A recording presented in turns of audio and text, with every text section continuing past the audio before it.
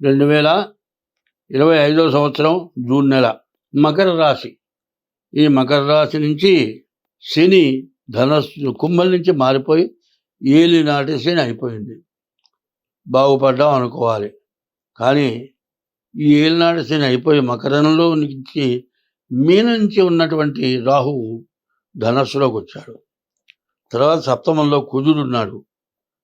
మరి అసలు ఎక్కడైనా సరే మూలం ఏమిటయా అంటే చదువు దగ్గరనా ఇబ్బంది రావాలి, పెళ్లి దగ్గరనా ఇబ్బంది రావాలి, పిల్లలు పుట్టిన తర్వాత నా ఇబ్బంది రావాలి. ఈ మూడింటి నుంచి తప్పించుకోవాలి. సప్తమంలో ఉన్నటువంటి కుజుడు వైవాహిక జీవితాన్ని పూర్తిగా భ్రష్టు పట్టిస్తాడు. అయితే మకర రాశికి అమ్మవారు అధిపతి, పార్వతీదేవిని పూజించాలి. ఇట్లా పార్వతీదేవిని పూజిస్తే మీకు అన్ని విధాల సమస్యల నుండి బయటపడతాడు. శుక్రుడు బాగున్నాడు, శుక్రుడు బాగున్నాడు, శని బాగాలేడు, అట్లాగే కుజుడు బాగాలేడు. శని కుజులకి ఇద్దరికి కూడా పూర్తి జపం చేయించుకోవాలి. ఇది 25 వంతులే పనిచేస్తుంది. జన్మ లగ్న రీత్యా 75 వంతులు పనిచేస్తుంది.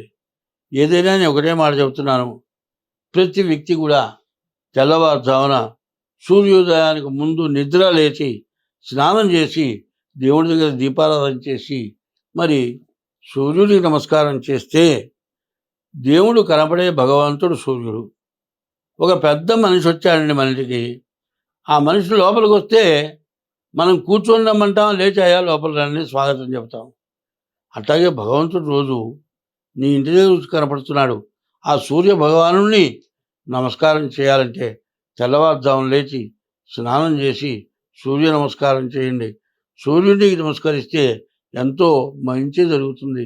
సూర్య వంశంలో పుట్టినటువంటి రాముడు సూర్య వంశానికే మంచి పేరు తెచ్చాడు. అందువల్ల సూర్య నమస్కారం ఎవరైతే చేస్తారో వాళ్ళకి ఎటువంటి దోషము అంటదు. అదే కాదండి, పుట్టిన పిల్లలు ఉన్నారండి, అప్పుడప్పుడు పుట్టిన పిల్లలు పసిగర్లు అయినాయి. ఆ పసిగర్లు అనగానే మనం భయపడతాం. పొద్దున్నే కొద్దిసేపు ఎండలో ఆ శిశువుని చూపించమంటే సూర్య కిరణాలు ఆ శిశువు మీద పడితే మందులు లేకుండా పసిగర్లు పోతాయి. ఇంత గొప్ప శక్తివంతుడైనటువంటి భగవానుడు కొన్ని దేశాల్లో అసలు సూర్యుడే కనపడ్డు. ఒకవేళ మరి మబ్బు తెరలో ఏదో అక్కడ బొమ్మలాగా ఒక నీడలాగా కనపడుతున్నాడు, కానీ సూర్యుడు శాంతం సూర్యుడు కనపడ్డు.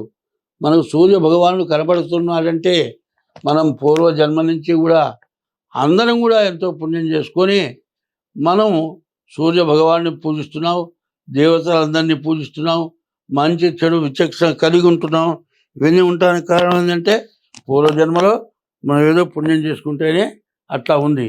కానీ ఇప్పుడు మళ్ళీ పాపం చేసుకుంటే పాపం మొత్తం నశించిపోతుంది. ఈ పాపం నశించిపోవాలంటే మనం పుణ్యం చేసుకోవాలి. పుణ్యం ఎట్లా ఉంటుంది, పాపం ఎట్లా ఉంటుందో చూద్దాం. మరి జర్మనీ కర్పూరం వచ్చేదండి. కర్పూరం 1/2 కిలో ముద్ద పళ్ళెంలో పెట్టి వెలిగిస్తే 5 నిమిషాల లోపల నీరైపోయి పళ్ళెం వెడల్పున వచ్చేస్తుంది. కానీ ఆ వాసన ఎంతో దూరం వస్తుంది. ఇవాళ జర్మనీ కర్పూరం దొరకట్లే. అటువంటి కర్పూరం ఎట్లా అవుతుందో మరి ఈ రాశి వాళ్ళు జాగ్రత్తగా ఉంటే అంత మేలును పొందుతారు, అంత బాగుంటారు. మరి ఖర్చులు తగ్గుతాయి, సంపాదన వస్తుంది. అన్ని విధాలా బాగుండాలి అంటే మీ డేట్ ఆఫ్ బర్త్ ద్వారా మీ జాతకం చూపించుకుంటే మీకు ఎంతైనా మంచిది. స్వస్తి. 2025 సంవత్సరం మార్చి 30వ తారీఖున సంవత్సరాది రోజున 6 గ్రహాలు ఒక కూడినాయి. షడ్గ్రహ కూటమి అన్నారు. ఈ షడ్గ్రహ కూటమి వల్ల రకరకాల సమస్యలు వస్తాయని నేను ముందే చెప్పా. యుద్ధం, అందులో అంతర్యుద్ధం అని చెప్పా. అంతర్యుద్ధం అంటే ఎవరికి అర్థం కాదు, ఎవరు కొట్టుకుంటున్నారో అర్థం కాదు. మంచిగా మాట్లాడుకుంటూనే ఉంటారు, ఒకళ్ళకొకళ్ళు ద్రోహం చేసుకుంటారు. ఇది అంతర్యుద్ధం అంటారు.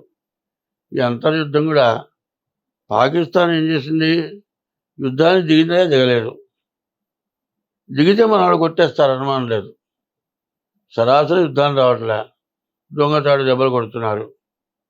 సరే, యుద్ధానికి ప్రపంచ దేశాలు ఒప్పుకొని యుద్ధం జరగటం కాదు. ఈ విధంగా యుద్ధం జరుగుతుంటే దాదాపు పాకిస్తాన్ 3 వంతులు అయిపోయింది. అయినా కూడా మరి కొన్ని దేశాలు వద్దు ఆపుంటున్నారు, ఆపారు, మళ్ళీ యుద్ధం చేశారు. ఇది ఎటువంటిదంటే ఎవరు కూడా ఒప్పుకునే పని కాదు చేసేది. ఏది చేసినా కరెక్ట్గా ఉండాలి. ఏమంటారంటే బియ్యానికి కయ్యానికి శ్రమ తీటు ఉండాలట. మనం పిల్లనిచ్చుకోవాలంటే మన కుటుంబానికి తగిన కుటుంబం అయితేనే పిల్లనిస్తాం. యుద్ధం చేయాలంటే బలం గలవాడు యుద్ధం చేసుకుంటాడు. వీడేమన్నా బలం గలవాడా, బలం లేనివాడు. బలం లేనివాడు యుద్ధం అంటే పాకిస్తాన్ ఇండియాని గురించి కాదని చెబుతుంది, ప్రపంచం మొత్తానికి ఇట్లా వచ్చింది. సరే అయిపోయింది, యుద్ధం అయిపోయింది అనుకున్నారు. మళ్ళీ ఈ మధ్య మరి ఈ సిక్కుల యొక్క దేవస్థానం మీద బయలుదేరారు. అసలు ఏమిటి చేసే పనులు ఇట్లా ఉండడం ఏంటి కారణం? దీనివల్ల నష్టమా లాభమా? ఇందులో ఏమన్నా లాభం పొందారా? ఇండియా చాలా ఖర్చు పెట్టింది, యుద్ధం చేసింది. ఇండియాలో కూడా కొంతమంది సైనికులు, పిల్లలు, చిన్నవాళ్ళు, వృద్ధిలోకి రావాల్సిన వాళ్ళు మరణించారు. పాకిస్తాన్ యుద్ధమా, సైనికులు పారిపోయినారు భయం పుట్టి. ఉన్నవాళ్ళు యుద్ధం చేస్తుంటే ఏడుస్తున్నారు. ఇంకా యుద్ధం యుద్ధం యుద్ధం. ఏమి యుద్ధం అసలు?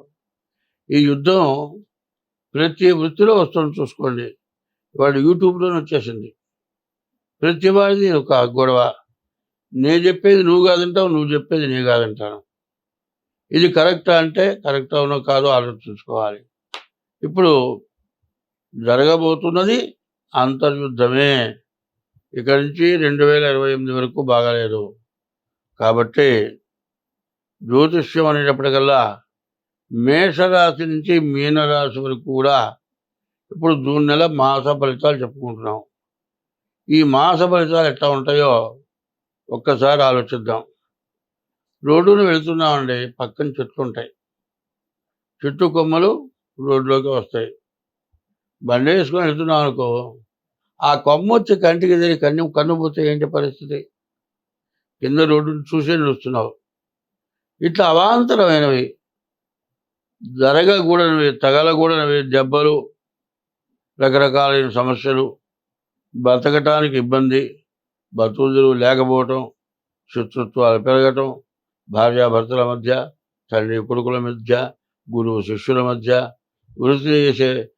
ఏ వృత్తి చేసే వాళ్ళైనా వాళ్ళకి ఇట్లాంటి సమస్యలు వచ్చి చాలా కష్టాలు, నష్టాలు పడుతున్నారు.